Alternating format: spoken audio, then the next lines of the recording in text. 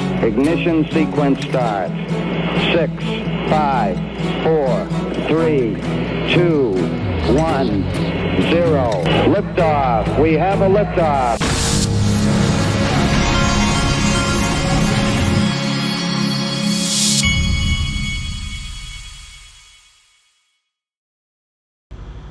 Hey everybody, this is the Digital Asset Investor, and this is a really good reminder. This shows all the different delivery methods from phishing attempts. And for those of you that don't know, a phishing attempt is when they want you to click a link, and once you click a link, it gives them control, and they're able to go in and hack your systems, whether it's your Google account, Twitter account, your crypto accounts.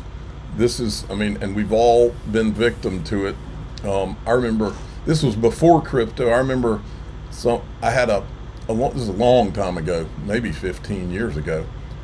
I was expecting a FedEx package, and I just happened to get caught at the right moment, and they had sent me a FedEx email, and I just, for 1 second, thought that was them sending me some notification. I clicked on it, and my computer literally went nuts and went blank.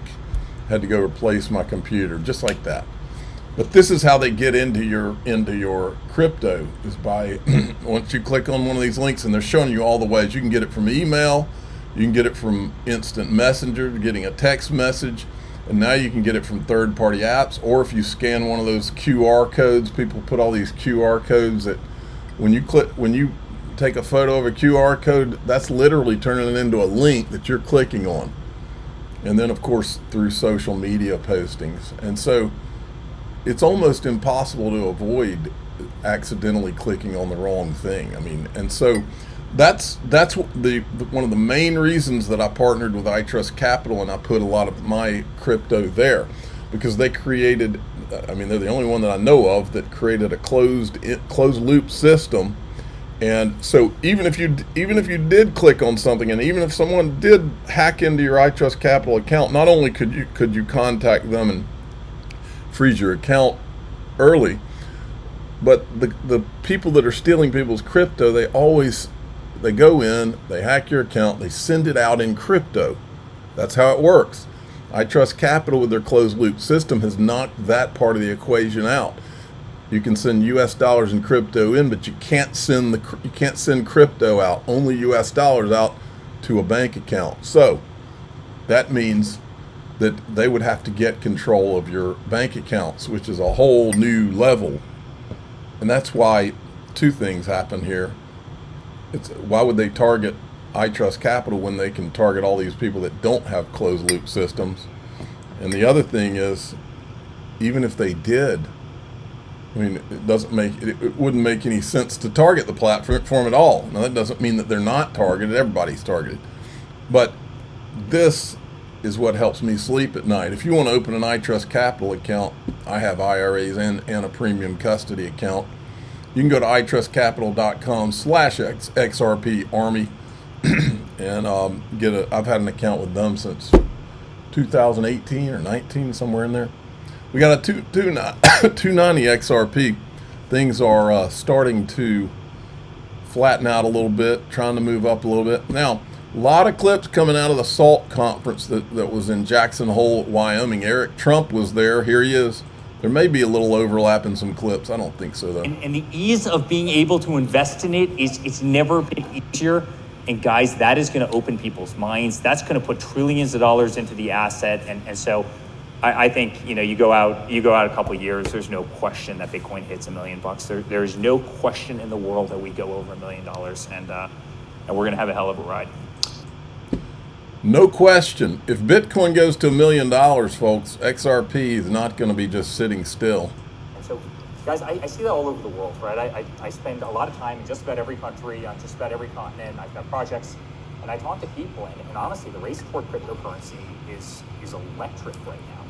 It is absolutely electric.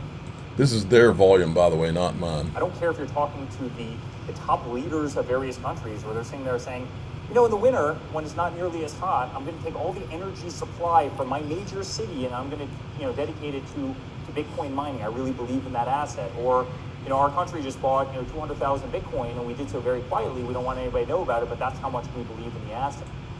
Okay.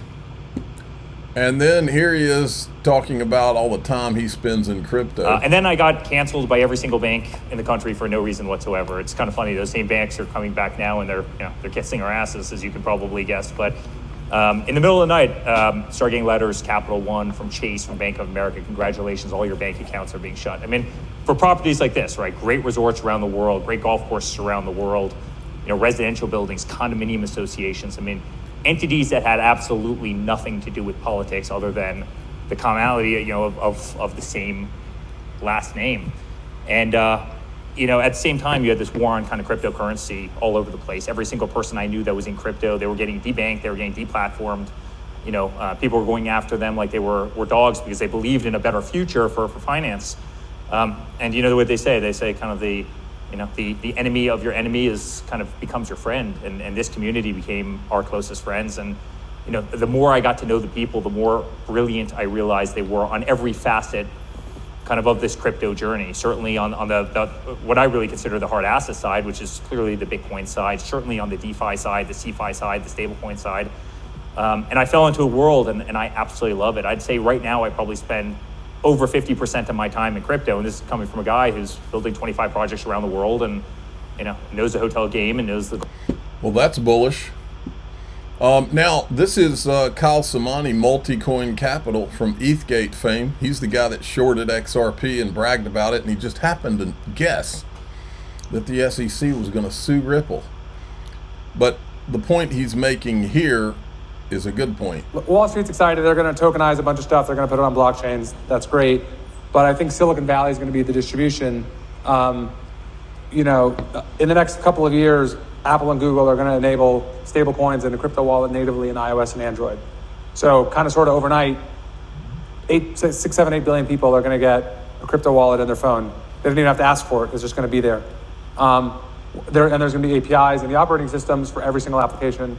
Telegram, WhatsApp, Facebook, you name it, is going to be able to tap into that API. Is it happening more quickly than you thought, slower than you thought, or as you thought? I mean, look, if you asked Kyle of 8 years ago, would crypto be mature 8 years later, I would have said yes. And I would argue crypto is not really mature today, so slower than I would have thought. But I think a huge part of that has just been regulatory, which you could never forecast. Genius happening has changed a lot of things. Even 30 days ago, it was illegal for anyone in Silicon Valley, any of the big tech companies, to actually do anything productive with crypto. That is no longer the case as of roughly 30 days ago. And I think once those guys flip the switch, that's when this goes truly, huge. Flip the switch, huh? Okay, then the delusional child, Jack Mallers, talk about not understanding the big picture of what's going on. This is embarrassing. I'm almost embarrassed for him. Where's his hoodie, by the way? I fundamentally believe Bitcoin is the only opportunity in this marketplace, and that'll continue the to be only now. opportunity. The way that we conceptualize Bitcoin at both companies is $100 trillion worth of wealth, and we're just trying to take it with us tomorrow.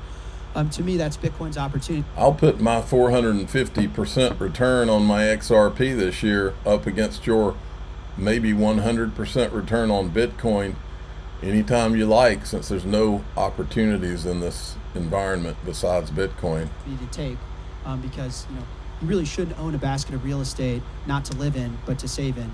That's not the point of that market good. And so to think of these other cryptos, we don't get distracted, because if you were to give Ethereum credit that I don't think it actually deserves and say, oh, it's actually disrupting Apple or Amazon, I don't know, it's hard for me to keep up with the narratives, but let's make that assumption. That's a $2 to $3 trillion opportunity according to the market today. So I do think that at a point in crypto's journey and life cycle and story, it was questionable if you could build a high margin, high growth, cash generating business on Bitcoin only. And if there was the opportunity and the margins and the upside to just focus on this one asset and see through what I think the forest for the trees, which is this $500 trillion opportunity in today's purchasing power terms. And so I think that, the market, we're starting to prove that. And I would just encourage the room.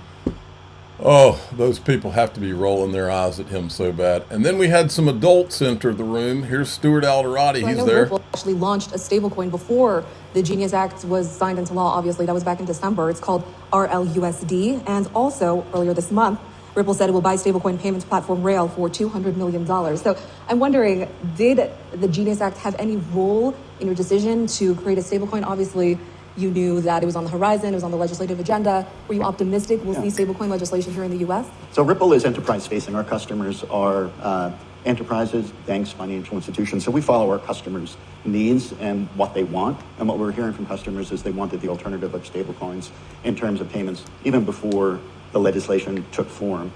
We issue our stablecoin from a state chartered trust out of New York, held to very high standards. Those standards, I think, are the equivalents of what we're seeing in the Genius Act. So I think with or without the Genius Act, we would have leaned into stablecoins. But I think what we've talked about, this administration promised to make the U.S. the crypto capital of the world, and the Genius Act is the first major step to make that happen. And we think about it as a crypto bill, but put it in perspective. This is the first major piece of financial legislation that this country has seen in 15 years. The last one was the Dodd-Frank bill, which was completely reactive to a traditional finance crisis. This is a major piece of financial legislation that is proactive, that, as Miles said, is encouraging innovation and doing it in a way that's building trust and integrity. It's really a seminal moment, I think, in the way Congress and policymakers think about technology, innovation, and consumer. Okay, and I think this is a separate clip. Let's see. We need clarity. Lowercase c should not be controversial, right? And a lot of what we are trying to get back to is a faithful application of the law, because under the prior administration, they stretched the law to the breaking point where these issues were being left to be litigated in the courts and have various judges throughout the country make determinations. And you know this firsthand. And we know firsthand. We spent $150 million defending ourselves against the SEC's overreach. Wow. And we won that case with some very foundational findings, like the digital asset itself is not a security, which is a foundational principle of what the Senate has proposed. But I think so as I think about the Clarity Act or the Senate proposal, which eventually will be merged together, we need to create certainty for the innovators, we need to create certainty for the market, but we also need protection from regulatory overreach. Right now, we've got Paul Atkins, well, soon have a new chair maybe, at the CFTC that are leaning into the industry, but that could change on a dime. So these laws are there to protect the industry, protect the markets, protect the consumers, but also protect us from regulatory overreach. I think that we have to be careful that we don't overcomplicate things. It's a very, very complicated industry.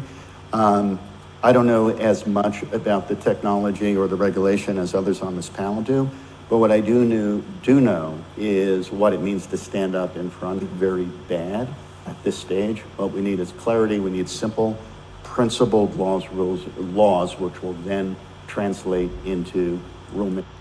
Don't be surprised if some of these Bitcoin maxis don't try to work behind the scenes to affect the Clarity Act in a bad way, because they know if you give, he just said that this bill will basically look at all of it'll say all the digital assets are not in and of themselves a security, just like the Ripple lawsuit did. And that's called a level playing field, and the Bitcoin maxis do not want that. I wouldn't be a bit surprised if they weren't working behind the scenes against that. Good Morning Crypto, I think he misspelled this. It's Title Trust has filed for an income and leveraged XRP ETF. Let's see here how far I've gone. I'll play it. I'm not going to play this whole clip, but I will make a couple of thoughts here. This guy, this was Arthur Hayes, who started BitMEX. He's basically, and I'm floating the idea, but he's basically saying, what if the U.S. government allows these platforms like X and Facebook to offer stable coin? I believe it would be like a Elon Musk secret weapon. And in fact, I believe that it's quite possible that the whole fight between Elon Musk and the White House has been staged so that that secret weapon can be deployed. And then this was David Sachs talking about, I remember when Elon Musk took over and had Twitter transition, I left around Thanksgiving. But there's a question that's never been asked about the acquisition of Twitter. And here it is. I wrote it. Now that we know Twitter 1.0 is used for censorship and control of messaging, why would the feds let Dorsey sell it to Elon, the one guy they knew would expose it all? We have to be watching a movie. Part of me does believe that, folks. I'm going to skip over that. I wanted to show you this. This is the one of the Federal Reserve people, Waller, talking at the SALT conference in Wyoming. I'm going to play this, and then I'm going to roll into my Federal Reserve theory, not just my Federal Reserve theory, but the overall government plan theory. I am a strong believer in the benefits of the free market. I hold the view that it is generally the private sector that can most reliably and efficiently allocate resources and take risks to explore the value of new technologies. I also see firsthand the important role of the Federal Reserve in that it plays in fostering a payment and settlement system that is both safe and efficient. Such a system promotes a vibrant economy since it allows for participation from a broad range of individuals and businesses without requiring them to invest heavily in bilateral arrangements. So what if we've all been just watching a coordinated game to do Federal Reserve 2.0? What if that's what this has all been? We're going to talk about that in DAIXRP.com, which is the Patreon. If you'd rather join through YouTube, click the join button below any of these YouTube videos, or you can hit subscribe on X and you can join through there. I'm the digital asset investor. I'm not an investment advisor. This is for entertainment purposes only. Please subscribe, hit the like button, tell your friends and family. Let's talk about my Federal Reserve theory.